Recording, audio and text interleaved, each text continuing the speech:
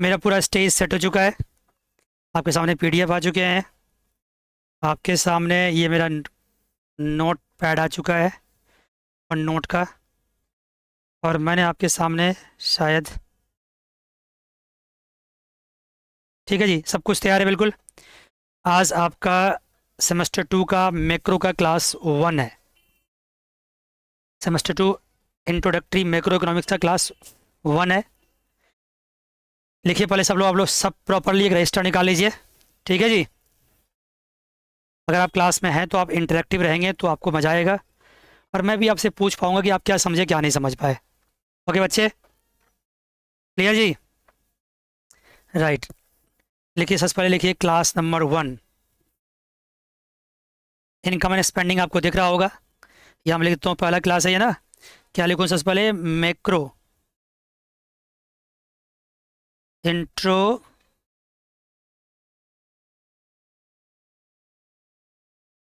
Macro second semester and ये है class number 1। Topic आपको दिख रहा है इनकम एंड स्पेंडिंग। पिछले कई साल से यूनिवर्सिटी में टॉपिक है सेकेंड सेमेस्टर में। लेकिन मैं इस सेकेंड सेमेस्टर को ध्यान में रख के अभी नहीं पढ़ाऊंगा। मैं पहले आपको पूरे मैक्रो इकोनॉमिक्स को दिखाऊंगा कि आपके सारे सेमेस्टर्स में कहाँ कहाँ पे है। देखना चाहेंगे आप लोग? बताइए। यस सर, क्या इंपॉर्टेंस है आप देखना चाहेंगे इसको? डेफिनेटली। राइट जी। तो मैं दिखाता हूँ आपको कि मैक्रो इकोनॉमिक्स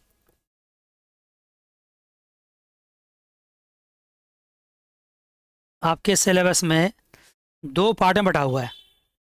एक तो इंट्रो है, इंट्रोडक्टरी जिसको बोलता है। दूसरा क्या है? इंटरमीडिएट है। हरी बात समझ में? बोलो प्लीज। इंट्रो और इंटरमीडिएट। जो इंट्रो मैक्रो है वो आपका सेमेस्टर 2 में है।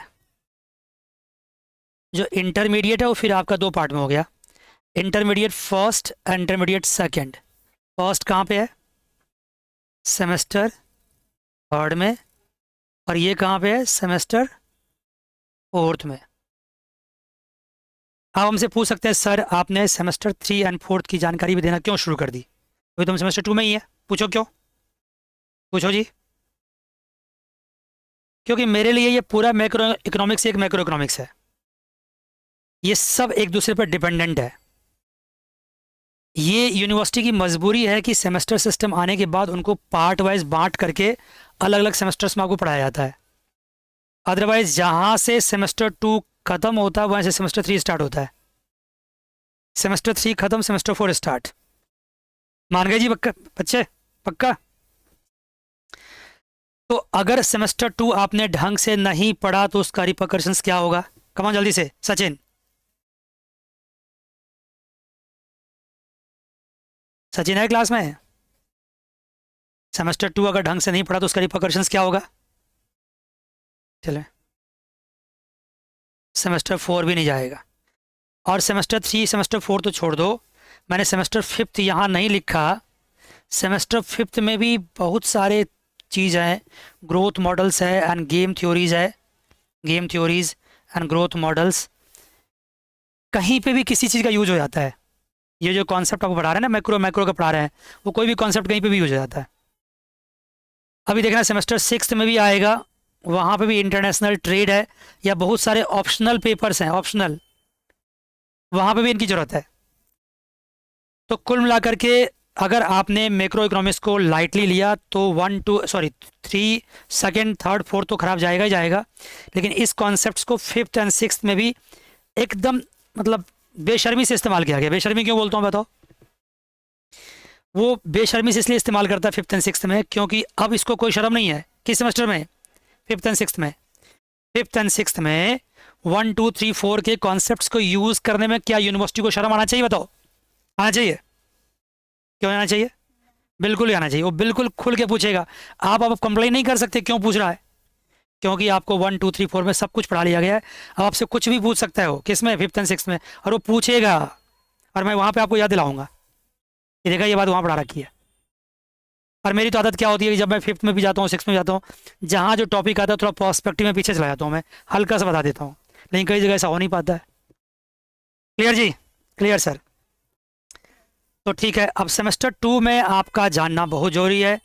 सेमेस्टर वन में इकोनॉमिक्स आपने देखा था, माइक्रो इकोनॉमिक्स का इंट्रोडक्टरी था। अगर वहाँ आपने उसको लाइटली लिया होगा तो अब आपको पता चल गया होगा कि उसमें कैसे कैसे क्वेश्चन आए थे एग्जाम में, कितने न्यूमेरिकल्स क्वेश्चन आए थे, मान गए? बोलो, कैसे कैसे क्वेश्चन आए था पता चल गया होगा आपको। ईशा ने ज्वाइन कर लिया? ईशा है क्लास में? यस सर, आपने देख लिया होगा। कई बच्चे ऐसे सोचते हैं कि सेमेस्टर वन का इंट्रोडक्टरी बहुत आसान था, बहुत आसान नहीं था, ठीक ठाक था। आपने खुद से भी थोड़ा ढंग से पढ़ा होगा, थोड़ा बहुत कॉलेज से किया होगा तो काम चल गया होगा आपका, लेकिन अदरवाइज ये तो एक्सपीरियंस आपको जरूर हो गया होगा कि अगर हम वहाँ पे टाइम देते ना, अच्छा से करते तो मज़ा आता है, फिर तो एग्जाम में काफ़ी कॉन्फिडेंट होते। और सेमेस्टर वन में अगर आपने माइक्रो गड़बड़ किया है तो उसका असर आपको सेमेस्टर थ्री के माइक्रो में दिखाई देगा, फिर सेमेस्टर फोर के माइक्रो में भी दिखाई देगा। लेकिन फिर भी मैं कहना चाहता हूँ कि सेमेस्टर वन के माइक्रो में अगर थोड़ा बहुत लापरवाही अपने करीबी है तो उतना ज़्यादा पनिशमेंट आपको नहीं मिलने वाला है, क्योंकि आप मेकअप कर लोगे। क्योंकि हमारे ऐसे टीचर्स से आप पढ़ोगे या कोई कहीं भी पढ़ोगे तो वो आपको उसको कप अप कर लेगा वहाँ पे, उसको इंट्रोड्यूस कर लेगा वहाँ पे। लेकिन जो सेमेस्टर टू का इंट्रोडक्टरी मैक्रो है ये इतना वास्ट है, मेरे लगभग 60 to 70 लेक्चर्स है होंगे कुल मिला करके, न्यूमेरिकल्स ऐड ऑन करके। आपने देखा होगा पिछली क्लास में मैंने बताया था इसके बारे में, हालांकि पिछली क्लास में रिकॉर्ड नहीं करी थी और अनऑफिशियल क्लास थी वो, मान गए बच्चे? तो देखो 60-70 लेक्चर्स को आप पढ़ोगे तो इसमें आपको समझ लो कि 60% मान लो, 40 लेक्चर्स मान लो इसमें कॉन्सेप्ट्स एंड थ्योरीज होंगे, 20 लेक्चर्स तो टोटली न्यूमेरिकल्स होंगे। क्योंकि मैक्रो इकोनॉमिक्स में न्यूमेरिकल्स भी आते हैं और थ्योरी भी आते हैं, थ्योरी भी अच्छे खासे पूछे जाते हैं। लेकिन सेमेस्टर थर्ड में जब माइक्रो में जाओगे तो वहाँ टोटली न्यूमेरिकल्स ही आएगा, टोटली न्यूमेरिकल्स आएगा। तो मेरे लिए सबसे इंपॉर्टेंट क्या है कि अभी इस वक्त जो बच्चा मेरे से लाइव क्लास में पढ़ रहा है या जो बच्चा जहाँ भी इसको रिकॉर्डिंग मोड में पढ़ेगा, उनको ये समझा पाना कि बेटा जान मैं अपने कोचिंग सेंटर को प्रमोट करने के लिए बोल रहा हूँ, आपके लिए बोल रहा हूँ, नहीं तो आप कहीं अपने नोटबुक में कहीं लिख कर रख लो इस बात को, कि बाद में आपको जरूर याद आएगी मेरी ये स्टेटमेंट कि अगर आप सेमेस्टर टू में मैक्रो में कमी कर दी आपने कुछ भी, तो सेमेस्टर थ्री का भी आपका बंटाधार होना है। कई बच्चे सेमेस्टर थ्री में जाकर फिर दोबारा सेमेस्टर टू पढ़ते हैं, तब जाकर कंप्लीट करते हैं। ऐसा नहीं करना चाहिए। हालांकि मैं कई सालों से समझाते जा रहा हूँ, हम मैं समझाने के लिए नहीं छोड़ रहा, अब बच्चे समझने को तैयार नहीं है, वो भी अपने अनुभव से ही चल रहे हैं, तो आप भी अपने अनुभव से ही चलोगे। क्योंकि होता क्या है कि यहाँ पे मैं देखो इसमें क्या, अब मैं बात करता हूँ सेमेस्टर टू के बारे में। देखो सेमेस्टर टू में यहाँ पे आपके 4 यूनिट्स है। पहला यूनिट है नेशनल इनकम, मैं अभी इसके लिए अलग से भी लेक्चर बना दूंगा, तो यहाँ मैं ज़्यादा टाइम नहीं लगाता हूँ इस पर। दूसरा यूनिट है इसका मनी। तीसरा यूनिट है इसमें income spending and classical theory. जब मैं सिलेबस डिस्कस करूंगा तो अलग से ही बता दूंगा इसका। और इसका फोर्थ यूनिट है, आज मैं चूंकि पढ़ाऊंगा इसलिए मैं ज़्यादा इसमें टाइम नहीं लगाऊंगा, इसका फोर्थ है फिजिकल पॉलिसी एंड सॉरी पहले ISLM model and then what, physical policy and monetary policy. ये 4 यूनिट है। अगर आप थर्ड में जाएंगे तो यहाँ पे आपको आ जाएगा aggregate demand, aggregate supply, Phillips curve, Okun's law and etcetera लिख देता हूँ यहाँ पे। अब जब आप ISLM कर्व नहीं जानते होंगे तो एग्रीगेट डिमांड नहीं पढ़ पाएंगे। मेरी बात सुनना, मैं लिंक कर रहा हूँ यहाँ से यहाँ को, क्योंकि ISLM से एग्रीगेट डिमांड डिराइव होगा। अगर ये नहीं पता तो ये नहीं पता, फिर एग्रीगेट सप्लाई होगा, ये दोनों डिराइव होगा, फिर फिलिप्स कर्व, फिर ओकुन्स लॉ होगा। यहाँ जाएंगे तो यहाँ फिर सेमेस्टर फोर्थ में physical policy and monetary policy आएगा, फिर बाद में ओपन इकोनॉमी भी आएगा। तो जो फिजिकल पॉलिसी मॉनेटरी पॉलिसी यहाँ पढ़ेंगे उससे भी डिटेल यहाँ पे आएगा, और जो ओपन इकोनॉमी आएगा वो भी, इसमें भी ISLM मॉडल का यूज़ होगा। मेरी बात समझ पा रहे हैं बच्चे? जल्दी बताओ, समझ पा रहे हैं? तो आपने क्या देखा कि जब आपने यहाँ गड़बड़ किया सेमेस्टर टू में तो यहाँ तो गड़बड़ होना ही है और यहाँ भी होना ही है।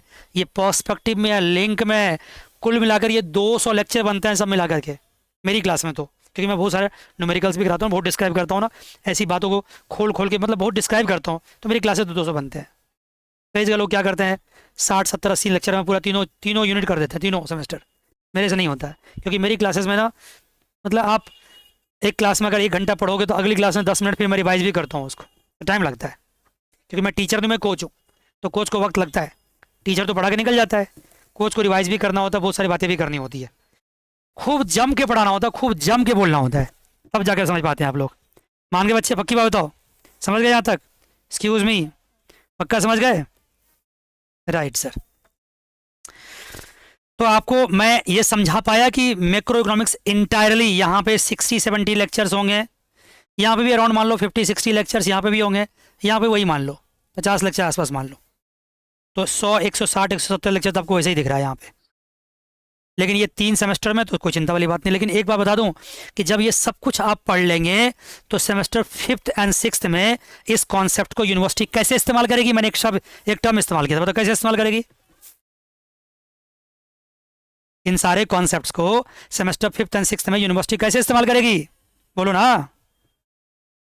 बेशर्मी से इस्तेमाल करेगी, ब्रेजनली इस्तेमाल करेगी।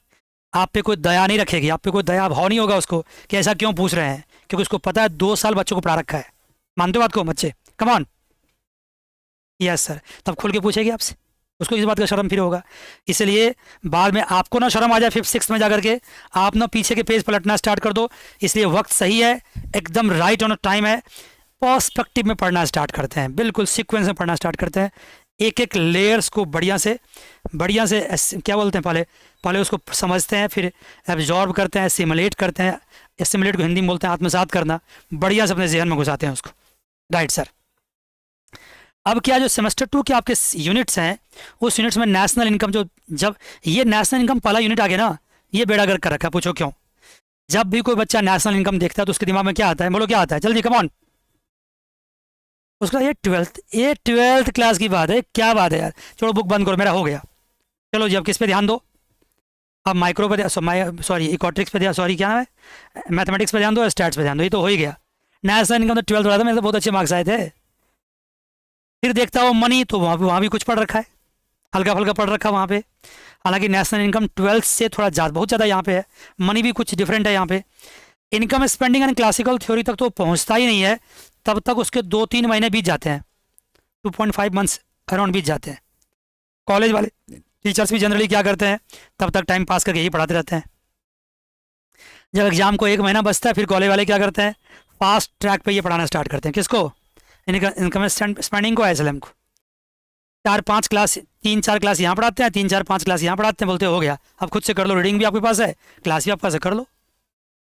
अरे बेटा जन ऐसा नहीं होता है, मैं बताऊँ आपको, ये कुल मिलाकर के इसके मेरे पास कितने लेक्चर मैंने कल काउंट किए थे, कुल मिलाकर के अराउंड 35 लेक्चर्स मान लो, मैंने कल काउंट किए थे क्लास, 35 लेक्चर्स अराउंड है।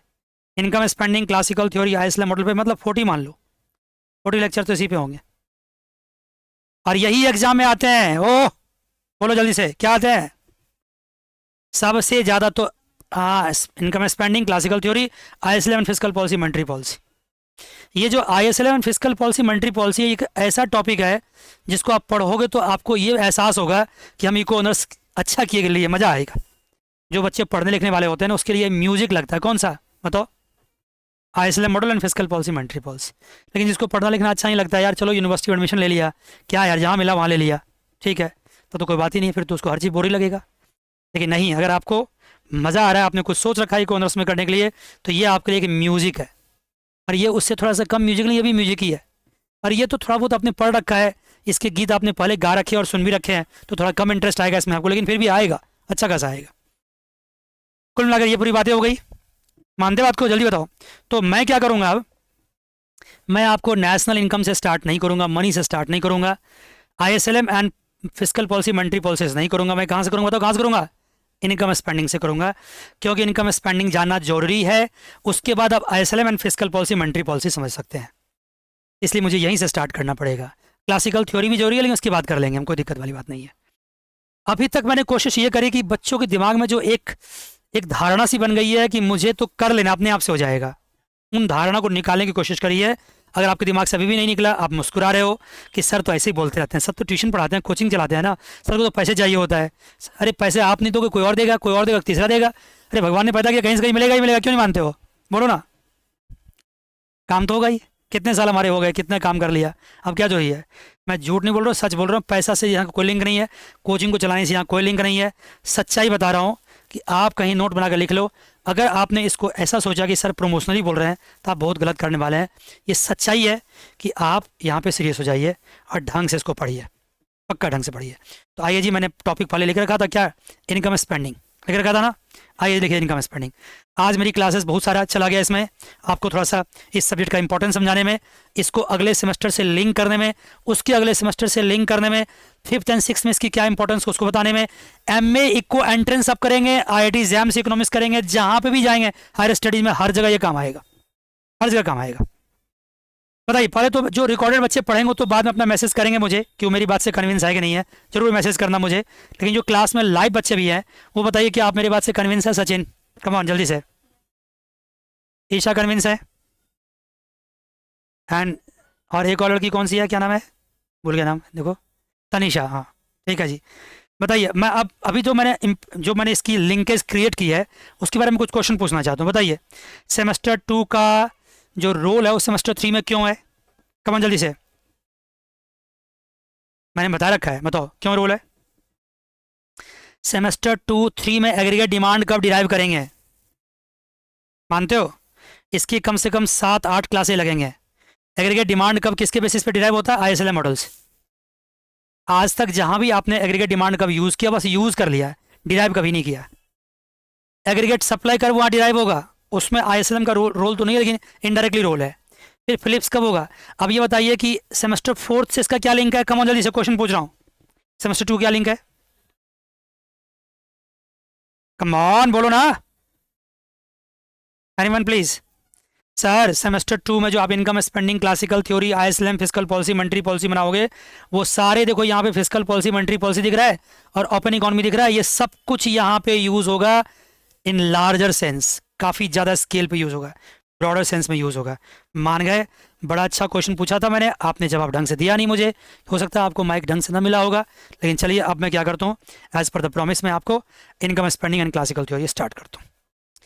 उससे पहले बता दूँ आपको, जब आप क्लासेस में आ ही रहे हैं या आएंगे ही, तो आपको ये सारे देख लीजिए, ये आपका पीडीएफ होगा, ये इसके आप हकदार हैं, आपको मिलेंगे ये सारे पीडीएफ। देखो क्या लिखा हुआ है इस पर, इनकम डिटर्मिनेशन, ये इनकम स्पेंडिंग का टॉपिक है, इसमें सारे पीडीएफ आपको होंगे। कितने पेजेस आप यहीं पे देख सकते हैं, कितने पेज है दिख रहा है क्या कुछ? हाँ 53 पेजेस है, सिर्फ इनकम स्पेंडिंग 53 पेज दिख रहा है। आगे बढ़ते जाएंगे बढ़ते जाएंगे बढ़ते जाएंगे। अगर आप, कोई बच्चा ऐसा भी होता है जो किसी वजह से नहीं पढ़ पाता है, एग्जाम टाइम में सिर्फ वो नोट्स पढ़ता है तो भी वो पास कर जाता है। हालांकि मैं इसको इनकरेज नहीं करता हूँ, क्योंकि माय गॉड, से पास करना आपका मकसद नहीं है, आपको बहुत अच्छा करना है, बहुत अच्छा करना है।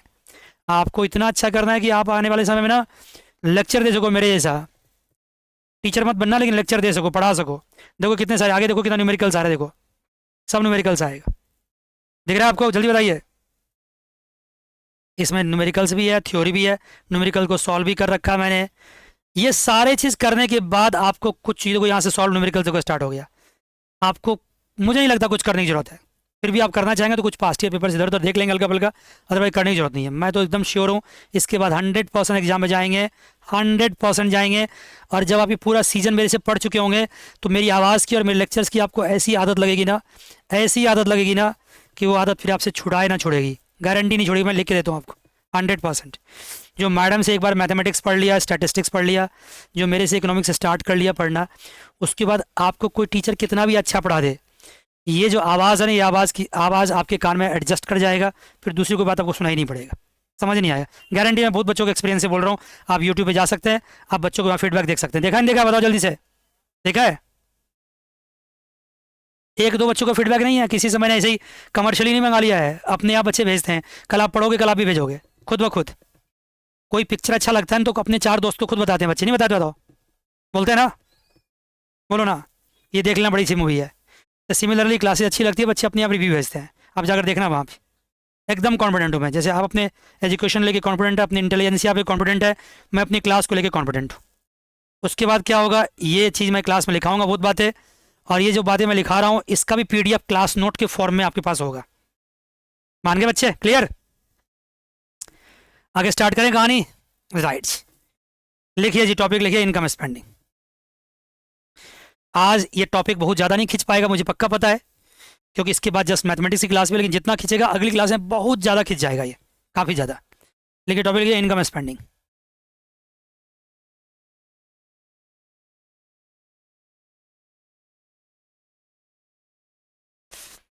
इनकम स्पेंडिंग पढ़ने से पहले मैं आपको एक चीज़ बताना चाहता हूँ, मुझे बताते जाइए आप लोग कि मैक्रो इकोनॉमिक्स को क्या मानते हो आप, मैनमेड मानते हो या साइंटिफिक मानते हो? ऑफ कोर्स मैनमेड है, साइंटिफिक तो नहीं है, लॉजिकल जरूर है लेकिन साइंटिफिक नहीं है। ये साइंटिफिक थ्योरम्स नहीं है या साइंटिफिक कोई इन्वेंशंस नहीं है, ये मैनमेड है। तो जो मैनमेड चीज़ होता है उसमें बदलाव पॉसिबल होता है, बताओ? ऑफ कोर्स ये मैनमेड है।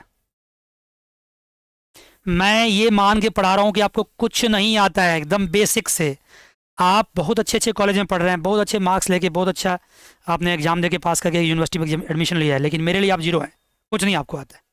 रिकॉर्डेड लेक्चर्स, ऑनलाइन क्लासेस, ये खास बात होती है कि मुझे सबको जीरो मान के चलना पड़ता है। अगर आपको लगता है बहुत बेसिक बातें होती है तो थोड़ा आप एप्लीकेशन में क्या कर सकते हैं, अपना स्पीड बढ़ा सकते हैं। ठीक है जी, मैनमेड है, ये नेचुरल साइंस नहीं है। क्या ये नेचुरल है? ये नेचुरल साइंस नहीं है, ये मैनमेड है। तो मैनमेड जो होता है कोई थ्योरीज, वो किसके बेसिस पे होता है? Based on what? Based on, come on जल्दी से, सर्टेन एजम्पशंस। मानते हो बच्चे? Come on, based on certain assumptions. Assumptions को हिंदी में बोलते हैं मान्यताएं, जिसका कोई लॉजिक नहीं होता, बस एक्सपीरियंस के आधार पे, सोशल अनुभव से, एक्सपीरियंस से ये एजम्पशंस होते हैं। इकोनॉमिस्ट ये एजम्पशंस बनाते हैं, लेकिन एजम्पशंस में ही उसके ड्रॉबैक्स भी होते हैं। एक इकोनॉमिस्ट ने कुछ एजम्पशंस माने, उसके बेसिस पे कोई थ्योरी दिया, और बाद में दूसरे इकोनॉमिस्ट क्या करते हैं, उस एजम्पशंस को गलत साबित करते हैं और फिर उससे आगे बढ़ जाते हैं। तो ये इन्वेंशन करना, उसको फिर गलत करना, फिर आगे बढ़ना, यही चीज़ इकोनॉमिक्स में चलता रहता है हमेशा, या किसी भी मैन मेड सब्जेक्ट में ऐसा ही होता रहता है। मानते बात को? कम जल्दी से। तो over the period of time क्या होता है ये? Over the period of time जो इकोनॉमिक्स होगा ना, वो क्या होगा, उसके जो कॉन्सेप्ट्स होंगे क्या होंगे, वो इवॉल्व करेंगे, और क्या कर सकते हैं, और चेंज करेंगे। चेंज और इवॉल्व का मतलब समझ सकते हो क्या होता है? बता सकते हो क्या होगा? इवॉल्व मतलब होता है उसमें और अपडेट होगा आपको, हाँ, अपडेट्स होते रहेंगे। और चेंज का मतलब क्या होता है? चेंज भी हो सकता है, टोटली आउटराइट डिलीट भी हो सकता है, अब कोई ज़रूरत नहीं उसकी। लेकिन कभी बार क्या होता है, उसकी ज़रूरत रहती है, लेकिन उसको नए नए इकोनॉमिस्ट आके उसको इवॉल्व करते हैं, उसमें बदलाव करते हैं। मानते हो? जल्दी बताओ। Right sir. सर ये सब बातें आप क्यों बोल रहे हो? उसका बोलने का वजह है, बताते क्या। देखो, एक ईयर आया था 1930, क्या आप लोग सभी जानते हो इस ईयर की क्या इंपॉर्टेंस है 1930 की? अगर आप इकोनॉमिक्स कहीं पढ़ रखे होगे, 12th क्लास में, 11th क्लास में, कहीं भी कुछ सुन रखा होगा, तो आपको यह पता होगा। मुझे ना जी भर के बोलने दो, मुझे रोको मत, मुझे बोलने दो, मुझे अपने हिसाब से पढ़ाने दो, अपने तरीके से बोलने दो। कहीं से भी कंपैरिजन मत करो, ना कॉलेज से ना किसी और जगह से। मेरी बात सुनो, बस हो गया। एक दो क्लास के बाद देखना फिर ये कितना पिक पे जाएगा, कितने सारे न्यूमेरिकल्स एंड कॉन्सेप्ट्स आपके सामने आएंगे। अभी मैं क्या कर रहा हूँ, सब्जेक्ट का प्लेटफॉर्म तैयार कर रहा हूँ। ऑफ कोर्स जब प्लेटफॉर्म तैयार होता है, जैसे मकान बनता है ना, तो उसके जो फाउंडेशन होते हैं जमीन के नीचे आते हैं, वो दिखाई नहीं पड़ते किसी को। दिखता है क्या? बताओ जरा, जल्दी बोलो। नहीं दिखता है, लेकिन पूरा मकान क्या होता है, उसी पर टिकता है। मानते नहीं मानते हो? तो जो बातें मैं अभी बोल रहा हूँ वो आपको डायरेक्टली इसकी इंपॉर्टेंस नजर नहीं आएगी, लेकिन पूरा सब्जेक्ट इसी पर डिपेंड होगा। 1930 में पूछ रहा था, बता क्या इंपॉर्टेंस इसकी है 1930 का, जल्दी बताओ। ओ कम ऑन, किसी को पता नहीं है? इसको बोलते हैं year of what? Great depression. क्या बोलते हैं इसको? Year of great depression. Year of great depression. बोलो बच्चा, बोलते हैं, बोलते याद आया कुछ? क्या हुआ था ग्लोबली, खासकर यूएसए में और यूरोप में, ग्लोबल भी कह सकते हो, सारा इफेक्ट पूरे दुनिया में था, ग्रेट डिप्रेशन हुआ था। डिप्रेशन का मतलब क्या होता है? Highest form of recession.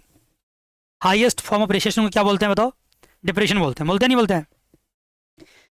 Depression में क्या हुआ था कि प्रोडक्शन बिल्कुल स्टॉप हो गया था, स्टॉक पाइलअप हो गए थे, डिमांड बिल्कुल खत्म हो गया था, प्रोड्यूसर्स को काफ़ी नुकसान हुआ था, इतने सारे लोग बैंकक्रप्ट हो गए थे, सड़क पे आ गए थे, लोग के लिए सुसाइडल कंडीशन हो गए थे। क्योंकि लोग सुसाइड क्यों करते हैं? क्योंकि प्रोडक्शन रुक जाएगा, सॉरी, प्रोडक्शन गुड्स अगर पाइलअप हो गए, सामान नहीं बिक रहा है तो सामान खराब हो सकते हैं, पैसे फंसे हुए हैं, पैसे रिकवर नहीं हो रहे, लोगों की नौकरियां जा रही है, सोच सकते हो कितना तबाही मची होगी। जल्द यस या नो बताओ। ठीक है, प्रोडक्शन क्या हो गया होगा? प्रोडक्शन गिर गया, तो स्टॉक क्या हुआ? पाइलअप हो गया। और जॉब्स लोग के क्या हो गए? जॉब्स क्या हो गया था जल्दी से? जॉब्स चले गए, जॉब भी कम हो गए बच्चों लोगों के। अनएम्प्लॉयमेंट क्या हो गया, कमाओ जल्दी से, इंक्रीज नहीं हुआ, पिक पे चला गया। दुनिया में त्राहिमाम, हिंदी में बोलते हैं त्राहिमाम, इंग्लिश में क्या बोल सकते हैं, मतलब सोच नहीं सकते हो कितनी बैड परिस्थिति हो गई ग्लोबली। और ये डिप्रेशन जो है ना, ये 1936 तक चलता रहा।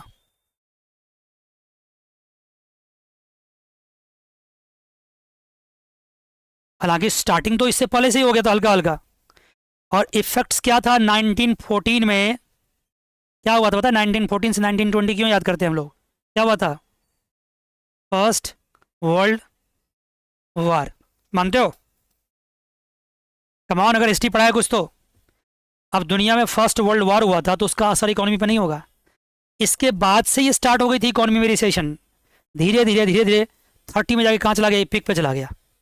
कमान बच्चे जल्दी बोलो। अब अगर आप किसी भी सेमेस्टर में चले जाओगे कभी नहीं भूलोगे आप मेरी बात को, हमेशा याद रखना इस चीज़ को। देखना ये सारा कॉन्सेप्ट कैसे इकोनॉमिक कॉन्सेप्ट में इवॉल्व करेगा, ये देखना। अब क्या हुआ, इसके पहले अभी तक जो इकोनॉमिक्स चल रहा था 1930 से पहले, या यूं कह लो 36 से पहले, वो जो इकोनॉमिक्स थे वो सारे इकोनॉमिक्स कहलाते थे क्या? Classical economics. क्या कहलाते थे? Classical economics. और इसको प्रोपेगेट करने वाले लोग तो क्या थे? क्लासिकल इकोनॉमिस्ट थे वो। बोलो ना बच्चे, बोलो ना, क्या थे वो? Classical economists. क्या था सर क्लासिकल इकोनॉमिस्ट? जब दुनिया भर में क्लासिकल इकोनॉमिस्ट थे तो फिर इतना डिप्रेशन क्यों आया? बताता हूँ। क्लासिकल इकोनॉमिक्स की जो फादर कहे जाते हैं ना, फादर, उसका नाम क्या बता सकते हो? पढ़ा है कि नहीं पढ़ा, बताओ जल्दी से, मैंने लिख दिया अब यहाँ पे। पढ़ा है? क्या नाम था उनका? Adam Smith. और ये एडम स्मिथ ने कब कॉन्सेप्ट दिया था? 1776 को। कहाँ के थे ये? यूएसए के। क्या कॉन्सेप्ट दिया था? इनविजिबल हैंड का कॉन्सेप्ट दिया था। एक बात होगी इस पर। सप्लाई साइड इकोनॉमी की बात करी थी, लॉन्ग रन की बात करी थी, नो गवर्नमेंट इंटरवेंशन की बात करी थी। इसके बारे में बात करेंगे हम लोग, ढंग से बात करेंगे। तो क्या हुआ कि अभी तक क्लासिकल इकोनॉमिस्ट्स के हिसाब से, अकॉर्डिंग टू क्लासिकल इकोनॉमिस्ट, दुनिया चल रही थी, इकोनॉमी चल रहा था। दुनिया भर के गवर्नमेंट जो थे उनके उनके कॉन्सेप्ट्स को यूज़ कर रहे थे। लेकिन फर्स्ट वर्ल्ड वॉर 1914 से 20 तक चला। उसके बाद 1930 आते आते ग्रेट डिप्रेशन हुआ जो 1936 तक चलता रहा। लेकिन 1936 में क्या हुआ अभी तो बताऊँ। एडम स्मिथ ने क्या कहा था? ये लॉन्ग रन इकोनॉमिक्स की बात की थी, लॉन्ग रन इकोनॉमिक्स। इसकी बात की थी इसने, बताओ जल्दी से। लॉन्ग रन इकोनॉमिक्स, हाँ। लेकिन लॉन्ग रन इकोनॉमिक्स के होने के बावजूद भी ग्रेट डिप्रेशन को सॉर्ट आउट नहीं किया जा सका। जो गवर्नमेंट्स थी, गवर्नमेंट ऑफ द डे, उस समय के जो गवर्नमेंट्स थे वो इकोनॉमिस्ट को बुलाते थे। ऑफ कोर्स अगर कोई प्रॉब्लम होगी तो किसको बुलाओगे? बोलो ना। अगर इकोनॉमिक में कोई प्रॉब्लम होगा तो इकोनॉमिस्ट को बुलाओगे। उस समय के इकोनॉमिस्ट को बुलाते थे तो वो क्या कहते थे कि भाई इसका समाधान तो होगा, लेकिन कब होगा? कब होगा? द प्रॉब्लम विल बी, बोलो ना, will be sorted out when? In long run. Problem will be sorted out in long run. क्या बोलते थे वो? कि प्रॉब्लम का समाधान तो होगा, लेकिन कब होगा? लॉन्ग रन में। लॉन्ग रन मतलब कितना time period? Long run means what? उनसे पूछो, कहता था क्या 1 साल, 2 साल, 3 साल? वो इसके लिए मना करते थे, नहीं मुझे नहीं पता कितने साल, 20 ईयर्स, कुछ नहीं, कभी भी हो सकता है। लॉन्ग रन का कोई डिफाइन नहीं कर सकता, कोई भी टाइम पीरियड हो सकता है। तब तो बात ऐसी हो गई कि भाई 20 ईयर्स, 30 ईयर्स में दुनिया तो संभले, अपने आप संभल जाएगा। लेकिन जब इतना टाइम लगेगा, सुन रहे मेरी बात को, अगर इकोनॉमी को संभलने में इतना वक्त लगेगा तब तो पूरी एक जनरेशन भूखी मर जाएगी। नहीं मानते हो? कमन बच्चे, मानते हो ना? तो क्या इसके भरोसे गवर्नमेंट छोड़ देगी? अभी आपने क्या देखा, कुछ साल पहले पेंडेमिक आया था ना। पेंडेमिक में आया था तो उस वक्त गवर्नमेंट ने क्या किया? गवर्नमेंट को पता था कि इसको छोड़ दो, जिसको जो मरना है मर जाएगा, जो जिएगा जी जाएगा, एक दिन तो ये महामारी अपने आप खत्म हो जाएगा। ऐसा भी होता है, पेंडेमिक खत्म हो जाएगा, लोगों में इम्यूनिटी डेवलप कर जाएगा, अपने आप खत्म हो जाएगा। लेकिन गवर्नमेंट ने ऐसा किया क्या? वेट किया क्या? गवर्नमेंट ने क्या किया? नहीं। गवर्नमेंट ने क्या डेवलप किया? वैक्सीन डेवलप किया, लोगों को वैक्सीनेट किया। कई लोग ऐसे होते हैं, अगर उसकी इम्यूनिटी इतनी डाउन होती है कि उसको अगर कोरोना हो जाता तो बच नहीं पाते, तो वैक्सीन डेवलप करके उसको इम्यूनिटी दिया गया ताकि उसकी जान बची। ऐसा नहीं करते तो लाखों लोग मर सकते थे। करोड़ों लोग मर सकते थे, पता नहीं पेंडेमिक कितना लंबा चलता है। तो गवर्नमेंट ने क्या किया, गवर्नमेंट ने लॉन्ग रन का इंतजार नहीं किया कि अपने आप ठीक हो जाएगा, गवर्नमेंट ने शॉर्ट रन में क्या किया, कम ऑन, वैक्सीन डेवलप किया कि नहीं किया, बताओ, मानते हो? रियाज सर, तो सिमिलरली यहाँ पे भी हम लॉन्ग रन में अगर जाएंगे 36 से होते होते 20 ईयर्स लगा देंगे, 30 ईयर्स लगा देंगे, तो भी कोई गारंटी नहीं कब ख़त्म होगा। तो पूरा दुनिया तो तबाह हो जाएगा, पूरा दुनिया में भुखमरी, रिसेशंस, क्या क्या नहीं आ जाएंगे। इतना इंतज़ार नहीं किया जा सकता। तो क्या किया जा सकता है फिर? 1936 में एक और इकोनॉमिस्ट थे, उनका नाम था J.M. कीन्स। क्या नाम था? J.M. कीन्स। वो लंदन के थे, वहाँ भी उन्होंने पढ़ाई करी, और J.M. कीन्स ने एक कॉन्सेप्ट दिया जिसका नाम रखा गया कीनेशियन इकोनॉमिक्स। क्या रखा गया नाम, बताओ? Keynesian economics. और ये कीनेशियन इकोनॉमिक्स ने क्या किया? शॉर्ट रन इकोनॉमिक्स की बात करी। बोलो क्या बात करी, बोलो जल्दी, कमॉन, क्या बात करी? इससे पहले जो क्लासिकल थे उसने क्या किया था, कमॉन जल्दी से, क्या किया था? लॉन्ग रन की बात करी थी। पक्का याद रखिएगा, क्लासिकल ने लॉन्ग रन की बात करी थी। मैंने कहीं लिख रखा है यहाँ देखो, इसने लॉन्ग रन की बात करी, इसके कंट्रेरी इसने क्या कहा, शॉर्ट रन की बात करी। तो जब लॉन्ग रन शॉर्ट रन दो वर्ड आपके सामने आ ही गए, तो अब आपको जानना क्या जरूरी है कि सर क्या हुआ था लॉन्ग रन में और क्या हुआ शॉर्ट रन में, क्या इसका डिफरेंस जानना जरूरी नहीं है? कमन जल्दी से, आपको और जानना जरूरी है। क्लासिकल ने इतना ही नहीं किया, सॉरी किनीशियन ने कहा कि 1936 से 1920 के बीच में जितने भी इकोनॉमिस्ट थे उसका नाम रख दिया उसने नियो क्लासिकल इकोनॉमिस्ट्स। क्या रखा? Neo classical. और 20 से पहले जितने थे उसका नाम क्या रखा उसने? Classical economists. सुन रहे हो मेरी बात, कम ऑन, दैट सर। और कुल मिला के ये क्लासिकल इकोनॉमिक्स था। नियो का मतलब कुछ नहीं होता, नियो मतलब न्यू होता है, न्यू। अब ये मत समझना कि 1930 के बाद क्लासिकल थ्योरी खत्म हो चुका है। क्लासिकल थ्योरी आज भी चल रहा है और चलता रहेगा, क्योंकि ये ऐसा थ्योरी नहीं है कि ये आउटडेटेड हो जाएगा, ये भी चलता रहेगा। इसमें टाइम टाइम पे अलग अलग इकोनॉमिस्ट ने क्या किया, इसमें इंप्रूवमेंट किया, लेकिन ये चलता रहेगा। मान के बच्चे, कमो जल्दी से, ठीक है? राइट सर, बताइए। हालांकि आप हमसे अभी ये भी पूछ सकते हैं सर कि 1776 में एडम स्मिथ ने जब कॉन्सेप्ट दिया था, क्या उससे पहले कोई इकोनॉमिक्स नहीं था? उससे पहले भी था। क्या था बताओ?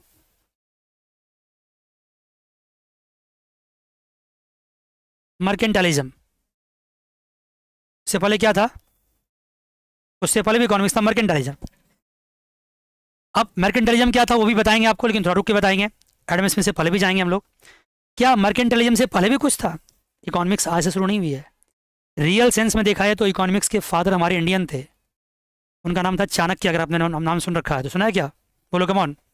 हाँ, चाणक्य थे, जिसको कौटिल्य भी बोलते हैं। और वो तो बहुत हजारों साल पहले उसने, जब से ये ईस्वी स्टार्ट नहीं हुआ तो उससे पहले ही उसने आपको इकोनॉमिक्स के बारे में बहुत कुछ दे दिया था।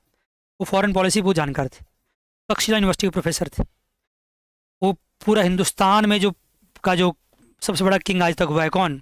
चंद्रगुप्त मौर्य, उसके महामंत्री थे वो। इवन चंद्रगुप्त मौर्य को उसने उसने राजा उसने बनाया ही था उसने। बहुत कहानी थी, कभी आप फुर्सत मिला तो चाणक्य के बारे में जरूर सर्च कीजिएगा और जानने की कोशिश कीजिएगा। अभी मैं उतना पीछे नहीं जाऊँगा, मर्केंटालिज्म को हल्का सा इंट्रोड्यूस कर दूंगा। एडम स्मिथ के बारे में बात होगी होगी, और कीन्स के बारे में बात तो होगी होगी। ये जो एडम स्मिथ का लॉन्ग रन इकोनॉमिक्स है, ये आपके सिलेबस का पार्ट। देखो ये चीज़, देखो ये जो है, मैंने कहा ना आपको यहाँ पे, ये क्लासिकल थ्योरी। क्या है ये? क्लासिकल थ्योरी में हम लोग क्या पढ़ेंगे? लॉन्ग रन इकोनॉमिक्स के बारे में पढ़ेंगे। और इनकम स्पेंडिंग में क्या पढ़ेंगे? शॉर्ट रन के बारे में पढ़ेंगे। तो आपको क्या लगता है मैंने कुछ बकवास मारी है क्लास में? जल्दी कौन टाइम पास किया है? No sir. हाँ, नो सर। ठीक है जी, राइट सर। तो आपने क्या देखा कि यूनिट थर्ड का जो आपका इनकम स्पेंडिंग है, और क्लासिकल थ्योरी है, income spending is based on short run economics and classical theory is based on long run economics. तो लॉन्ग रन शॉर्ट रन को किसने स्टार्ट किया, कैसे स्टार्ट किया, ये सारे इंट्रोडक्शन आपके सामने रखे, और मैं एकदम भी आपके टॉपिक से बाहर नहीं गया, इसी टॉपिक पर मैं बात करता रहा।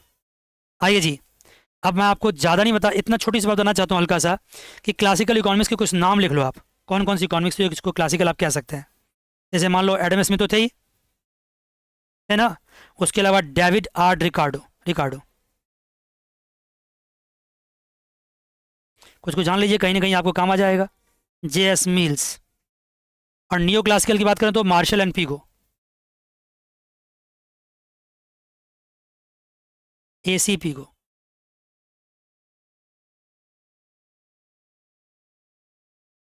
क्लासिकल नियो क्लासिकल कंबाइंड रूप से उसको क्लासिकल भी कह सकते हैं। आगे आप सेमेस्टर थर्ड फोर्थ फिफ्थ में जाओगे तो ये सब कुछ आपको पढ़ना पड़ेगा, हर किसी कॉन्सेप्ट पढ़ना पड़ेगा आपको। यहाँ तक क्लियर बच्चे? कमन जल्दी से बताइए।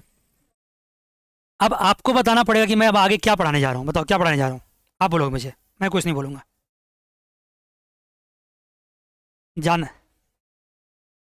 मैं जानना चाहता हूँ कि आपको क्या लगता है मैं क्या बनाने जा रहा हूँ। बताओ क्या बताने जा रहा हूँ? मैं आपको बताने जा रहा हूँ difference between classical and Keynesian theory. लिखो हेडिंग, डिफरेंस बिटवीन, लिख लो जल्दी से, क्लासिकल एंड किनेशियन थ्योरी। अगर मैं इसको दूसरे सेंटेंस में लिखना चाहूँ तो क्या लिख सकता हूँ? बताओ। Difference between,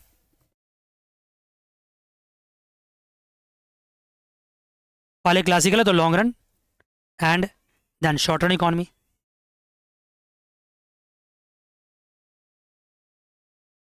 long run and short run theory भी लिख सकते हो। ये पढ़ाने जा रहे हैं। किसने दिया, क्या कहानी थी, बात तो समझ में आ गई आपको। जब केन्स ने शॉर्ट रन इकोनॉमी दिया तो उसके बाद दुनिया भर में फिर उसके हेल्प से रिसेशन को सॉर्ट आउट करने में हेल्प मिला, काफ़ी हद तक हेल्प मिला। दुनिया फिर दोबारा से ट्रैक पे पहुंच गई। लेकिन मुझे आपको बताना पड़ेगा कि क्लासिकल एंड किनेशियन में क्या डिफरेंस है। मानते हो बात को? अच्छे जल्दी बताओ, बोलो ना। Right sir, right. हम्म आइए एक पॉइंट लिख लीजिए, पहले क्लासिकल लिख लीजिए, साइड बाय साइड किनेशियन भी लिखेंगे हम लोग। क्लासिकल थोड़ा ज़्यादा स्पेस दे दीजिए, किनेशियन में कम स्पेस से भी काम चल जाएगा।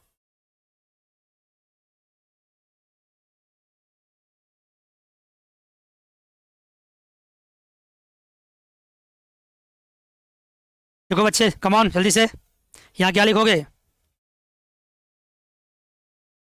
क्लासिकल ब्रैकेट में क्या लिखोगे? Long run theory. यहाँ क्या लिखोगे? किनेशियन ब्रैकेट में क्या लिखोगे? Short run theory. ठीक है, राइट सर। तो पहले क्लासिकल से स्टार्ट करते हैं। क्लासिकल का पहला पॉइंट क्या था? क्लासिकल ने पहला पॉइंट क्या बोला? देखो क्लासिकल आप जानते हैं कि यूएसए का इंडिपेंडेंस डे अगर देखोगे तो 4 जुलाई 1776 है। मानते हो बात को? Right sir. अगर पता करना, सर्च करना, 1776 जुलाई में ही इंडिपेंडेंस ही उनको मिला था, इंडिपेंडेंट हुआ था यूएसए। राइट जी। अब यहाँ पे एडम स्मिथ आए थे।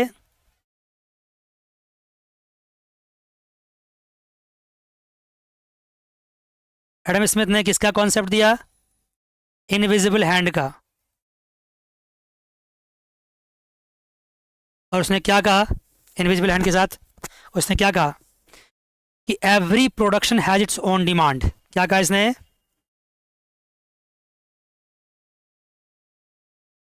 Every production has its own demand. इसने कहा कि आप प्रोडक्शन करो, आप रुको मत। क्या करो बताओ? कम ऑन, प्रोडक्शन करो। ये चिंता मत करो कि मार्केट मिलेगी नहीं मिलेगी, सेल होगा नहीं होगा। सेल होगा, हर चीज़ सेल होता है। जो भी बनाओगे उसको उसको कोई ना कोई परचेज करेगा ही करेगा, सेल होगा ही होगा। कितना हद तक सही है बात की बात, लेकिन सेल होगा।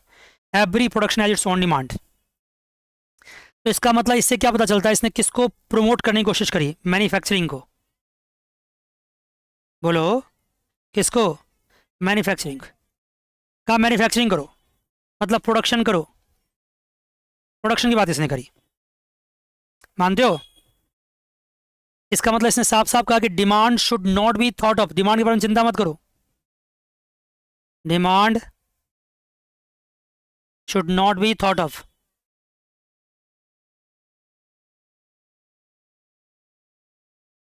डिमांड की चिंता मत करो, डिमांड होगा, अपने आप होगा।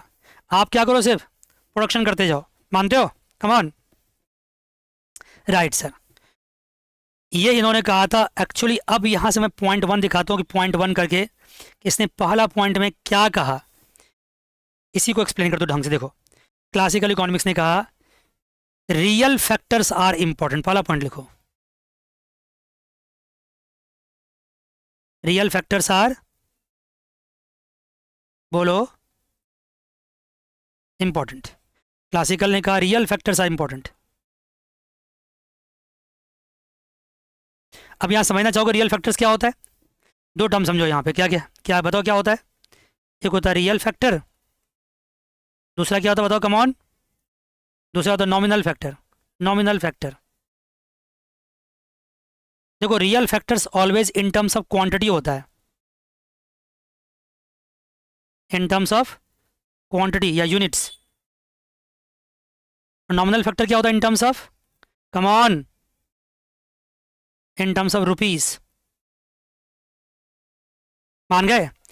तो रियल एंड नॉमिनल फैक्टर्स में क्लासिकल इकोनॉमिक्स किसको इंपॉर्टेंस देता है, कम ऑन जल्दी से।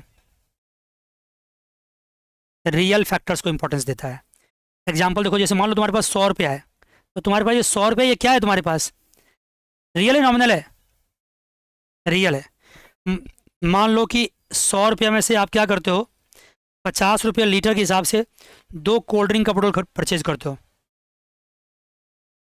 2 यूनिट्स ऑफ कोल्ड ड्रिंक। बता सकते हो 2 यूनिट्स ऑफ कोल्ड ड्रिंक क्या है, बता सकते हो क्या है। ये है रियल फैक्टर। रियल फैक्टर, आपको प्यास लगेगी तो आप कोल्ड ड्रिंक पियोगे या पैसे फाड़ के खा जाओगे, कम ऑन, बोलो ना। कोल्ड ड्रिंक पिएंगे। कोल्ड ड्रिंक वैसे पीना नहीं चाहिए ज़्यादा, कभी कभार एग्जाम्पल देने के लिए बोल रहा हूँ, लेकिन पैसे फाड़ के तो नहीं खाओगे ना। तो क्लासिकल ने क्या कहा कि कौन इंपॉर्टेंट है, रियल या नॉमिनल। रियल इंपॉर्टेंट क्यों कहा पता है, बोला रियल को एक्चुअली हम क्या करते हैं, यूज़ करते हैं। नॉमिनल में तो रुपीज़ आता है, रुपीज़ तो सिर्फ मीडियम ऑफ एक्सचेंज का काम करता है। रुपीज़ क्या काम करता है, मीडियम ऑफ एक्सचेंज का। वो तो सिर्फ आप दुकानदार को पैसे दोगे, वो आपको सामान देगा। फिर दुकानदार कौन सा पैसा अपने पास रखने वाला है, वो भी किसी और को दे देगा, क्यों जी, कम ऑन। तो पैसे तो सिर्फ हाथ चेंज करने वाली बात है ना। एक्चुअल इस्तेमाल हम क्या करते हैं, रियल सेंस में करते हैं। हमारे किचन में क्या हम पैसे खाते हैं, कम ऑन, नहीं। चावल, दाल, सब्जी, सूजी, जो भी रख लो, या राजमा चावल, कुछ भी रख लो, सभी क्या है, रियल फैक्टर्स है। सभी आपने पैसे देके खरीदे हैं, और जिनको पैसे दिए वो भी कुछ देके कुछ और खरीदे हैं। तो क्या इंपॉर्टेंट है, रियल फैक्टर्स। रियल फैक्टर्स किस टर्म्स में होता है, यूनिट के टर्म्स में। नॉमिनल किस में होता है, रुपीज़ के टर्म्स में। मैं जानता हूँ कई बच्चों को ये बातें पता होंगी, लेकिन फिर भी मैं बता रहा हूँ। मुझे वक्त दो ना, 1 या 2 क्लास का वक्त दो, ये फाउंडेशन अपने आप इतना स्ट्रेंथन हो जाएगा, इतना बढ़िया हो जाएगा ना। उसके बाद देखना कितना मजेदार ढंग से आपका कॉन्सेप्ट आगे बढ़ता जाएगा। मानते बात बच्चे, जल्दी बताओ, कम ऑन, राइट्स। आपको क्या लगता है, क्लासिकल ने जो रियल फैक्टर्स को इंपॉर्टेंट कहा, उसने गलत क्या कहा, गलत क्या उसने जो कहा रियल फैक्टर्स आर इंपॉर्टेंट, बिल्कुल सही कहा। लेकिन उसने ये जो कहा कि nominal factors are not important, क्या उसने सही कहा, अपने हिसाब से उसने जो कहा सो कहा, लेकिन अभी जब कंडीशन पढ़ाएंगे ना तो उसने गलत कहा। Nominal factors has its own importance. Classical factors, sorry, real factors का इंपॉर्टेंस तो है ही है, लेकिन नॉमिनल का भी इंपॉर्टेंस। अगर क्लासिकल इकोनॉमिक्स ने सिर्फ एंड सिर्फ रियल फैक्टर्स की इंपॉर्टेंस नहीं दी होती, नॉमिनल की भी इंपॉर्टेंस दी होती, तो फिर रिसेशन आता ही नहीं। ये रिसेशन जो आया था ना, कौन सा, ग्लोबल रिसेशन, वो क्यों आता, कुछ ना कुछ उसके फंडा में ड्रॉबैक था, तभी तो रिसेशन आया, कमान, अरे बोलो ना। यस सर, मैं साथ साथ ड्रॉबैक भी समझाते चला जा रहा हूँ आपको। Real factors are important, nominal are not important. Clear जी। इसने क्या किया, मनी को क्या माना इसने, मनी को माना इसने क्या, मनी क्या है, मनी नॉमिनल फैक्टर है, और उसका काम क्या है, सिर्फ नॉमिनल। उसका काम है सिर्फ medium of exchange, medium of exchange. Classical में इस बात को क्या करेंगे, हम चेंज करेंगे। क्लासिकल में इसका डिफरेंट कॉन्सेप्ट पढ़ेंगे हम लोग, पक्की बात है। मान गए, मान गए सर। मानते जो भी आप, देखना अगली क्लास तो न्यूमेरिकल्स के पहुंच जाएंगे अपने आप ही आपके पास। Clear sir. तो nominal factors are important, sorry, nominal factors are not important for the classical point of view. कौन बच्चे, ठीक है। अब यहाँ पे ये कह रहा है कि जो हम प्रोडक्शन करते हैं वो क्या है, जो फैक्टर ऑफ प्रोडक्शन से वो क्या है। क्लासिकल ने कहा ना प्रोडक्शन करो, सप्लाई करो, प्रोडक्शन को आगे नहीं कहा। देखो क्या कहा इसने, मैन्युफैक्चरिंग करो, प्रोडक्शन को आगे नहीं कहा। जो हम प्रोडक्शन करते हैं वो क्या, उसके उसके लिए फैक्टर चाहिए, क्या चाहिए, लैंड चाहिए, लेबर चाहिए, एंटरप्रेन्योरशिप चाहिए, कैपिटल चाहिए, सब क्या है, इसको क्या बोलते हैं, ये सारे रियल फैक्टर्स, ये सारे रियल फैक्टर्स हैं। आपको क्या हम कैपिटल तो सर रुपीज़ में लगाते हैं, नहीं नहीं, रुपीज़ की बात यहाँ नहीं हो रही है, उससे जो हम यूनिट्स परचेज करेंगे उसकी बात हो रही है। लैंड तो ऑफकोर्स रियल फैक्टर्स है ना, बताओ जरा। लेबर जो फिजिकली वर्क करता है वो भी क्या रियल फैक्टर्स ही है। एंटरप्रेन्योरशिप होता है आपका दिमाग, जो अपना कॉन्सेप्ट लगाते हो बिजनेस में, वो भी रियल फैक्टर्स है। और कैपिटल जब लगाते हो रुपीज़ के टर्म्स में, उससे जो आप रॉ मटेरियल्स परचेज करते हो वहाँ उसकी बात हो रही है। ये सारे क्या रियल फैक्टर्स, फैक्टर प्रोडक्शन क्या रियल फैक्टर्स। अब बताओ, जो इन्होंने कहा रियल फैक्टर्स और नॉमिनल फैक्टर्स में क्या डिफरेंस बताया इसने। रियल फैक्टर्स का एक इंट्रिंसिक वैल्यू होता है, देखना मैं लिख देता हूँ यहाँ पे, समझा बात को। Real factors have their what, their intrinsic worth, intrinsic value. क्या होता है इसका, बोलो, इंट्रिंसिक वैल्यू। रियल फैक्टर का इंट्रिंसिक वैल्यू होता है, मतलब क्या, उसके अंदर कुछ वैल्यू छुपा होता है, उसके अंदर कुछ वैल्यू छुपा होता है। लेकिन nominal factors has no intrinsic value, ये भी लिख दे जाओ। नॉमिनल फैक्टर्स हैव नो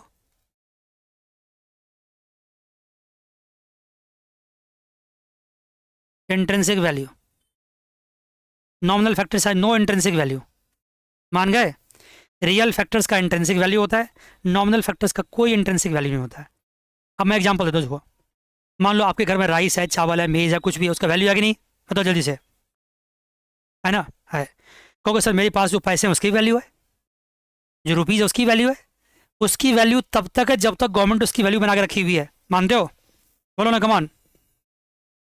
जिस दिन गवर्नमेंट ने उसको लीगल टेंडर कैंसिल कर दिया कि these notes are no more legal tenders, जैसे 2016 में हुआ था, गवर्नमेंट ने क्या किया था, डिमोनेटाइजेशन कर दिया था, सारे करेंसी की वैल्यू खत्म कर दी थी।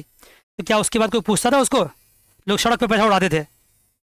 आज भी तुम्हारे घर में अगर कोई पुराना नोट पड़ा होगा तो क्या उसकी कोई वैल्यू है, नहीं है। लेकिन तुम्हारे घर में अगर 5 साल पुराना चावल भी पड़ा तो उसकी वैल्यू है कि नहीं है, राइस की वैल्यू है बिल्कुल है। चावल जितना पुराना होता है उतना इसकी वैल्यू होती है, राइट जी। अब आप कहोगे सर मेरे पास अगर गोल्ड कॉइन हो तो, भाई गोल्ड कॉइन में जो कॉइन की वैल्यू नहीं है, गोल्ड की वैल्यू है, कमान, मानते हो, यस सर। गवर्नमेंट अगर मनी को वापस भी ले ले तो क्या गोल्ड की वैल्यू खत्म कर देगी गवर्नमेंट, नहीं। गोल्ड कॉइन में इंट्रिंसिक वर्थ है उसकी, लेकिन वो करेंसी अब एक्सचेंज नहीं है। मार्केट में गोल्ड कॉइन देके किसी से सामान नहीं खरीदोगे आप, गोल्ड पहले बेचोगे, उसको कैश में कन्वर्ट करोगे, फिर कोई सामान देगा आपको, यस या no, come on, right sir, बोलो ना बच्चे, यस सर। अब आप कहोगे सर हमारे पास जो सिक्का होता है, सिक्का, उसकी तो इंट्रिंसिक वर्थ होती है, बहुत नॉमिनल सी वर्थ होती है। अगर आपके पास 10 रुपये का सिक्का है, वो जिस स्टेनलेस स्टील से बना हुआ है, उसकी वैल्यू अगर 10 रुपये से ज़्यादा हो जाए तो लोग क्या करेगा, उसको तोड़ ताड़ के उसका स्टेनलेस स्टील इस्तेमाल कर लेगा। तो गवर्नमेंट बहुत चालाक होते हैं, बहुत दिमाग वाले होते हैं, उस स्टेनलेस स्टील का जो वर्थ है ना, आपको 10 रुपये से काफ़ी कम है, मानते नहीं मानते हो, तो आप सिक्का की भी समझ लो नेग्लिजिबल वैल्यू होती है। तो मैंने क्या कहा, real factors have no intrinsic, sorry, have their intrinsic value, but nominal factors have no intrinsic value. मान गए बात को, जल्दी जल्दी बताओ, मान गए, यस सर। मैंने एग्जांपल भी दे दिया गोल्ड कॉइन का। गोल्ड कॉइन का वैल्यू हो सकता है कि गोल्ड कॉइन हमारा कोई लीगल टेंडर नहीं है, वो कोई एक्सचेंज में काम नहीं है, तो उसको आप मनी नहीं बोल सकते उसको आप, मान गए जी, पक्की बात। अब देखो एक छोटे से पॉइंट पे आपको इतना ज़्यादा वक्त बीता लगा है, बताइए अभी तक मैंने क्या कहा, क्लासिकल इकोनॉमिक्स का पीरियड क्या था, जिस समय वो एक लॉन्ग रन इकोनॉमिक्स का टाइम क्या था, 1936 से पहले सिर्फ एंड सिर्फ क्लासिकल इकोनॉमिक्स थे।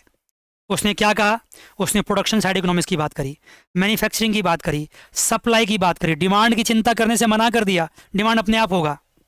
और उसने क्या कहा, real factors are important, nominal are not important. Real factors में क्या हो गए, सारे इन टर्म्स ऑफ क्वांटिटी वाले, नॉमिनल में क्या गए, सारे रुपीज़। रुपीज़ का कोई इंट्रिंसिक वर्थ होता है, नहीं होता है। रुपीज़ क्या काम करता है, सिर्फ बताओ क्या काम करता है, मीडियम ऑफ एक्सचेंज। क्या काम करता है, मीडियम ऑफ एक्सचेंज, मान गए। और जब भी कभी मैन्युफैक्चरिंग करेंगे तो मैन्युफैक्चरिंग करने के लिए जो फैक्टर ऑफ प्रोडक्शन रखे गए हैं उसको क्या माना गया है, फैक्टर प्रोडक्शन को रियल नॉमिनल, कम ऑन, क्या माना गया, उसको रियल माना गया। फैक्टर प्रोडक्शन को रियल माना गया, बिल्कुल सही बात, फैक्टर प्रोडक्शन को रियल माना गया। क्लियर यहाँ तक, राइट सर। आइए जी, अब क्लासिकल इकोनॉमिस्ट ने ये सेकेंड पॉइंट को लिखो। मैं बार बार कहता हूँ क्योंकि ये क्लासेस ना ओपन जाएगा कहाँ पे, यूट्यूब पे, सबके पास उपलब्ध रहेगा। आप ना कोई भी परसेप्शन अभी ड्रॉ मत कीजिए इसके बारे में। किसके बारे में? मैक्रो बारे में। इनको सुन करके हमने 12th में पढ़ रखा है, हम आगे यही पढ़ने वाले हैं, ऐसा कुछ भी नहीं होने वाला है। मैंने अभी आपको आपको दिखाया, आपका पीडीएफ, ये सारे पीडीएफ दिखाया। ये जितने न्यूमेरिकल्स आपको दिख रहे हैं आपने कभी नहीं देखा होगा, ये सारे न्यूमेरिकल्स एंड सॉल्यूशंस हैं, सब कुछ है यहाँ पे। 53 पेज का तो यही चैप्टर का सिर्फ इनकम स्पेंडिंग का न्यूमेरिकल्स। क्लासिकल के अलग आएंगे, सबके अलग आएंगे, लगभग 150-200 पेज का बस पीडीएफ जाएगा, तब जाके आप सब कुछ कंप्लीट कर पाएंगे। आपको कुछ भी कंक्लूजन ड्रॉ नहीं करना, बस मेरी बात सुननी है। आप एक ही क्लास में अगर सोचेंगे सब कुछ करा देंगे तो पॉसिबल नहीं है। 4-5-6 क्लासेज जिन्हें सीरीज, या उससे 7-8 क्लासेज जिन्हें सीरीज यूट्यूब पे जाएंगे, आप वहाँ देखते रहिएगा। पक्की बात? पक्की बात सर। आगे स्टार्ट करें बच्चे, कमान जल्दी से। तो क्लासिकल ने दूसरा पॉइंट क्या रखा? क्लासिकल का पहला पॉइंट था real factors are important. Classical का दूसरा पॉइंट है नो गवर्नमेंट इंटरवेंशन। लिखते जाओ, मैं क्लास में याद करवा दूंगा आपको। No government intervention, no government intervention.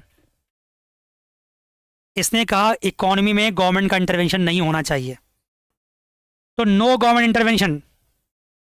ठीक है जी, राइट बच्चे, कम ऑन। ईशा, निशून, तनीषा, देख लीजिए। सबको शेयर करना, ये क्लास मैं अपलोड कर दूंगा यूट्यूब पे, सारी जगह लिंक शेयर कर देना, अगली क्लास के टाइमिंग भी शेयर कर देना, जितने आपके फ्रेंड्स हैं सब तक पहुंच जाए फटाफट। इस बार सेमेस्टर 2 की बहुत सारी लाइव क्लासेस, हम बहुत ज़्यादा लाइव क्लास लेने वाले हैं। तो बताइए, अब आगे बढ़ते हैं। जब क्लास लाइव होती है तो बहुत सारी अच्छी सी बातें भी होती ही है। नो गवर्नमेंट इंटरवेंशन, इंटरवेंशन का मतलब क्या हुआ? क्लासिकल इकोनॉमिस्ट ने कहा कि मैं ये चाहता हूं कि गवर्नमेंट इकोनॉमी में इंटरवीन ना करे। कोई भी गवर्नमेंट क्या करे, सिर्फ लेवल प्लेइंग फील्ड करे, दे, सिर्फ लॉ एंड ऑर्डर मेंटेन करे। सुन रहे हो? सबको इक्वल अपॉर्चुनिटी दे, मार्केट में हर बंदा इक्वली काम कर पाए, सबको सेम फैसिलिटी दे, किसी का फेवर ना करे, फेवरेटिज्म ना करे, गवर्नमेंट मार्केट को अपने आप चलने दे। नो गवर्नमेंट इंटरवेंशन का मतलब ये होता है, मतलब नो फिस्कल पॉलिसी। गवर्नमेंट का जो रोल होता है उसको बोलते हैं फिस्कल पॉलिसी। इसका मतलब सीधा सीधा इसने क्या कहा कि no fiscal policy is needed. इसने गवर्नमेंट को रोक दिया, इसका मतलब क्या कहा इसने? भाई आपके किसी भी पॉलिसी जरूरत नहीं है। और गवर्नमेंट जो भी पॉलिसी बनाती है ना, उसको क्या बोलते हैं? कमॉन बच्चे, क्या बोलते हैं उसको? कमॉन, उसको फिस्कल पॉलिसी बोलते हैं। तो क्लासिकल इकोनॉमिस्ट ने फिस्कल पॉलिसी ही बना कर दिया। इसने कहा कि डिमांड जो होगा ना, वो अपने आप सप्लाई के बराबर होगा। डिमांड अपने आप सप्लाई के बराबर होगा। और ये इसको कौन करेगा? मार्केट करेगा। मार्केट से कैसे करेगा? इनविजिबल हैंड, इनविजिबल हैंड होगा, मार्केट फोर्स होगा, अपने आप करेगा। ये पढ़ रखा हो कहीं ना कहीं आपने ना? जो मार्केट फोर्सेज होंगे ना, डिमांड एंड सप्लाई, वो अपने आप मार्केट को क्या करेगा? इक्विलिब्रियम पे ले जाएगा। गवर्नमेंट को कुछ भी इंटरवीन नहीं करना, गवर्नमेंट को सिर्फ क्या करना है? सिर्फ लेवल प्लेइंग फील्ड देना, जॉब क्रिएट करना है, या creating the what, sorry, job तो इकोनॉमी क्रिएट करेगा। Only the government work is what? Creating the level playing field. लिख लो इस बात को, government job is what? Job is only creating what? Level playing field. Level playing field का मतलब क्या समझते हैं आप? बोलो, लेवल प्लेइंग फील्ड का मतलब क्या समझते हैं? सबके लिए इक्वल अपॉर्चुनिटी। मान गए? गवर्नमेंट इकोनॉमी में डायरेक्टली इंटरवीन ना करे, बस गवर्नमेंट क्या करे, कोई पॉलिसी ना बनाए, गवर्नमेंट मार्केट में मनी पंप ना करे, मनी को सक ना करे, गवर्नमेंट चलने दे मार्केट को अपने आप से, खुद ब खुद मार्केट चलेगा। हालांकि ये बातें अगर सही होती ना, अगर ये सब बातें सही होती तो फिर क्या नहीं होता? क्या नहीं होता? कमान, अगर ये सब बातें सही होती तो क्या नहीं होता? ग्रेट डिप्रेशन नहीं होता। होता क्या बताओ, कमान जल्दी से। नो, ग्रेट डिप्रेशन नहीं होता, ये ग्रेट डिप्रेशन नहीं होता। कुछ ना कुछ इसमें कमियां थी, जिस कमियों को किसने सुधारा? कमान जल्दी से, किसने सही किया? कीन्स ने सही किया, कीन्स ने सही किया। कीन्स ने कॉन्सेप्ट दिया, उस कॉन्सेप्ट के बेस्ट पे ये सारी बहुत सारी समस्याएं क्या हुई? दूर हुई। अब बताइए थर्ड क्या पॉइंट है इसका? क्लासिकल के थर्ड पॉइंट है supply creates its own demand.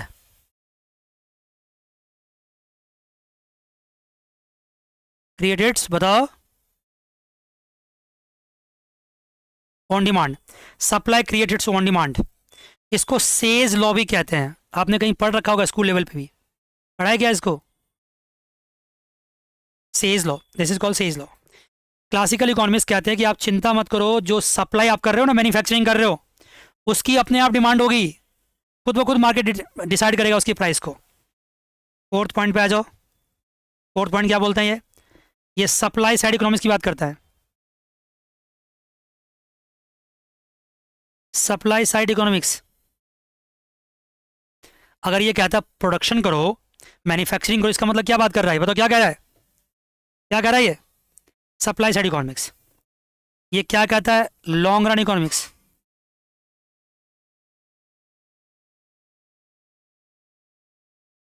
तो बेटा जान मुझे बताइए, अभी मैंने 5 पॉइंट आपको बता दिए, एक छठा पॉइंट भी लिख लो आप। This is called what? Full employment level.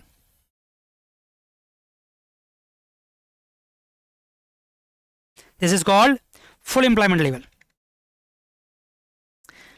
Employment level. अब मैं आपको आज की क्लास को छोड़ने से पहले मैं पूछना चाहता हूं, बताओ, कसम आपको झूठ नहीं बोलना, सब बात मेरे सामने बोलना। क्लासिकल इकोनॉमिक्स ने पहला पॉइंट क्या दिया? Real factors are important, nominal are not. दूसरा उसने क्या कहा? No government intervention. तीसरा पॉइंट उसने क्या कहा? कम ऑन जल्दी से, जल्दी से। सप्लाई अपने आप डिमांड क्रिएट करेगा, आपको प्रोडक्शन करते जाओ, डिमांड की चिंता नहीं करना है। और इसने क्या कहा? सप्लाई साइड इकोनॉमिक्स का मतलब क्या हुआ? सप्लाई करो, सप्लाई करो, मैन्युफैक्चरिंग करो, डिमांड की चिंता मत करो। मान गए? फिर क्या किसने इसका टाइम पीरियड क्या है इसका क्लासिकल का? Long run. और फिर इसने क्या कहा? Full employment level. ये फुल एम्प्लॉयमेंट लेवल को मैं यहाँ हाईलाइट कर देता हूँ इसको, और यहीं से मैं अगली क्लास स्टार्ट करूँगा। और ये बड़ा इंपॉर्टेंट पॉइंट होगा, इससे पहले के सारे पॉइंट, इससे पहले तो real and nominal factor important था, वो मैंने समझाई दिया आपको। इसके बाद ये फुल एम्प्लॉयमेंट बहुत इंपॉर्टेंट है। अगली क्लास जब आओगे देखना, आधा घंटा इसी पर लगाऊंगा मैं, क्योंकि अब क्या होता है कि मैं जब पढ़ाता हूँ तो मैं सिर्फ सेमेस्टर 2 नहीं पढ़ाता हूँ, मुझे ये भी ध्यान रखना पड़ता है कि इस टॉपिक का, इस कॉन्सेप्ट का आने वाले सेमेस्टर्स में क्या यूज होने वाला है। तो वो थोड़ी थोड़ी बातें वो भी यहाँ मैं डिस्कस करते आता हूँ। ये नहीं कि बस यहीं की बात बता दिए, इंपॉर्टेंट क्वेश्चन करा दिए, एग्जाम में चले हो, नहीं, पूरा बढ़िया से एकदम सब कुछ आगे आगे का भी कॉन्सेप्ट क्लियर हो जाए। तो फुल एम्प्लॉयमेंट लेवल जो है ना, इसमें थोड़ा सा वक्त लगेगा। मैं आपको हल्का डायग्राम बताता हूँ ताकि आपके दिमाग में ना एक कौतूहल सा रहे, एक कीड़ा सा घूमता रहे कि सर क्या कह रहे हो आप, क्या है ये चीज़। उस कीड़े की वजह से क्या होगा अगली क्लास में, डेफिनेटली आप इसको सुनने के लिए आप इंतजार करते रहोगे। ये जो आपका ये है ना फुल एम्प्लॉयमेंट लेवल, ये क्या है? इसको वाई स्टार से नोट करते हैं, क्या फुल एम्प्लॉयमेंट लेवल है, इसको वाई एफ भी बोल सकते हैं आप। ये क्या है? इसको बोलते हैं लॉन्ग रन सप्लाई कर्व। कहीं ना कहीं आपने जरूर देख रखा हो इसको, देख रखा है इसको, लॉन्ग रन सप्लाई कर्व। और लॉन्ग रन सप्लाई कर्व क्या होता है? फुल एम्प्लॉयमेंट लेवल आउटपुट है ये। मतलब प्राइस कुछ भी कर दो, यहाँ प्राइस है, प्राइस कुछ भी कर दो, सप्लाई नहीं बढ़ने वाली है। P1 से P2 P3 कर दो, मतलब नहीं बढ़ने वाली है। अगर मार्केट में डिमांड बढ़ेगा ना, को डिमांड बढ़ेगा तो क्या होगा? सिर्फ बताओ क्या होगा, बोलो ना क्या होगा? 81 से 82 83 आ गया, तो क्या हो रहा है अल्टीमेटली? अगर मार्केट में डिमांड बढ़ रहा है तो उसका रिपरकशंस क्या हो रहा है? कमाओ जल्दी से। ये एग्रीगेट सप्लाई है, लॉन्ग रन एग्रीगेट सप्लाई, ये एग्रीगेट डिमांड है। दोनों जहाँ कट कर रहा है वहाँ प्राइस मिल रहा है। अगर डिमांड बढ़ गया तो अल्टीमेटली क्या हो रहा है? प्राइस इंक्रीज कर रहा है। क्या आउटपुट बढ़ रहा है? बताओ अच्छे, कमॉन, नहीं, आउटपुट नहीं बढ़ रहा है, सिर्फ प्राइस बढ़ रहा है। डिमांड और बढ़ रहा है तो प्राइस बढ़ रहा है, आउटपुट नहीं बढ़ रहा है। क्योंकि आउटपुट क्यों नहीं बढ़ रहा है? क्योंकि फुल एम्प्लॉयमेंट लेवल है, इससे ज़्यादा आउटपुट हो ही नहीं सकता है। ये कौन कह रहा है? क्लासिकल कह रहा है, एडम स्मिथ और क्लासिकल इकोनॉमिक्स कह रहा है कि जितना मैंने आउटपुट बना सकते थे उतना बना लिया मैंने, सारे फैक्टर्स को एग्जॉस्ट कर लिया मैंने, इससे ज़्यादा आउटपुट हो ही नहीं सकता है। अब अगर डिमांड बढ़ता है, अब अगर डिमांड बढ़ता है, डिमांड बढ़ता है तो किस में ट्रांसलेट कर जाएगा? प्राइस इंक्रीज में। क्या ये इतनी छोटी सी बात है? बिल्कुल नहीं है, इसमें बहुत बातें हैं, इसमें बहुत बातें मुझे करनी है, वो भी अगली क्लास में कराएंगे। और साथ साथ इसके कॉरस्पॉन्डिंगली ये भी बताते जाएंगे कि यहाँ एडम स्मिथ या क्लासिकल ने जो कहा उसके कॉरस्पॉन्डिंगली ये क्या कह रहा है, क्रीशन क्या कह रहा है। ये रियल फैक्टर्स इंपॉर्टेंट बोल रहा है, ये भी बोल रहा है, रियल फैक्टर इंपॉर्टेंट होता है, लेकिन साथ साथ ये क्या बोल रहा है? नॉमिनल भी इंपॉर्टेंट होता है। ये बोल रहा है second point, no government intervention. ये क्या कहेगा? Government intervention is needed, government को रोल प्ले करना पड़ेगा। मतलब जो क्लासिकल बोल रहा है इसका जस्ट अपोजिट बोल रहा है। ये क्या बोल रहा है, सप्लाई साइड, ये क्या कहेगा, डिमांड साइड। मुझे सप्लाई नहीं करनी, मुझे पहले डिमांड क्रिएट करना है। क्या बोल रहा हूँ, मुझे क्या करना, पहले डिमांड क्रिएट करना। ये कह रहा है सप्लाई साइड इकोनॉमिक्स, ये क्या कहेगा, डिमांड साइड इकोनॉमिक्स। ये कहता है लॉन्ग रन की बात, ये क्या कहेगा, शॉर्ट रन। ये कहता है फुल एम्प्लॉयमेंट, ये क्या कहेगा, नॉट फुल एम्प्लॉयमेंट। जो चीज ये कह रहा है इसका जस्ट उल्टा बोल रहा है केनीशियन। क्यों बोल रहा है, कैसे बोल रहा है, फुल एम्प्लॉयमेंट लेवल क्या होता है, ठीक है ना। ये सब बातें आपसे हम करेंगे, क्यों हो रहा है, कैसे हो रहा है, सब कुछ बात करेंगे। आज की क्लास हमारी किस में चलेगी, पहले तो मैंने इसकी इंपॉर्टेंस समझाई, फिर मैंने आपको ग्रेट डिप्रेशन की स्टोरी बताई, उस ग्रेट डिप्रेशन मैंने फर्स्ट वर्ल्ड वॉर से लिंक किया, फिर ग्रेट डिप्रेशन में बताया कि कौन सा कॉन्सेप्ट आया, क्या कॉन्सेप्ट आया, एडम स्मिथ ने कॉन्सेप्ट दिया 1776 में, किसका, क्लासिकल का। थोड़ा फास्ट बोल रहा हूँ, रिवाइज कर रहा हूँ। और क्लासिकल के साथ साथ के बावजूद भी 1936 में ग्रेट डिप्रेशन आया। ग्रेट डिप्रेशन को सॉर्ट आउट करने के लिए जेएम कीन्स ने कॉन्सेप्ट दिया केनीशियन इकोनॉमिक्स, और इससे हमारे सामने आया long run economics and short run economics. दोनों का डिफरेंस काफ़ी हद तक बताया, कुछ बचा हुआ है, अगली क्लास में बात करेंगे। अगली क्लास में इसके साथ साथ और क्या बात करेंगे हम लोग एडम स्मिथ से थोड़ा पहले भी जाएंगे। कहाँ जाएंगे बताओ, कहाँ जाएंगे, कम ऑन, कहाँ जाएंगे। चाणक्य की थ्योरी तो नहीं पढ़ाएंगे, वो तो बहुत पुरानी बात होगी, आपको खुद पढ़ना है। उससे पहले थोड़ा जाएंगे और क्या बताएंगे आपको, मर्केंटाइलिज्म। क्या बताएंगे, कम ऑन, क्या बताएंगे, मर्केंटाइलिज्म। मर्केंटाइलिज्म से दुनिया में कितनी तबाही मची, क्या समस्याएं हुई, उसको सॉर्ट आउट करने के लिए एडम स्मिथ ने जो कॉन्सेप्ट लाया उससे कितना फ़ायदा हुआ। एडम स्मिथ का फ़ायदा दुनिया ने खूब उठाया, लेकिन हर चीज़ का एक एक्सपायरी डेट होता है। एक्सपायरी डेट हुआ 1936 में, एक नए कॉन्सेप्ट भी आ गए। हालांकि क्लासिकल टोटली एक्सपायर नहीं किया, आज भी जिंदा है और हमेशा जिंदा रहेगा। क्लासिकल इकोनॉमिक्स जाने वाले नहीं है, वो रहेंगे, क्योंकि लॉन्ग रन भी रहेगा और शॉर्ट रन भी रहेगा। आज के लिए इतना ही। अगली क्लास का मैंने टॉपिक ऑलरेडी बता चुका हूँ आपको। अगली क्लास से फिर मिलेंगे। God bless you all, take care, bye and see you.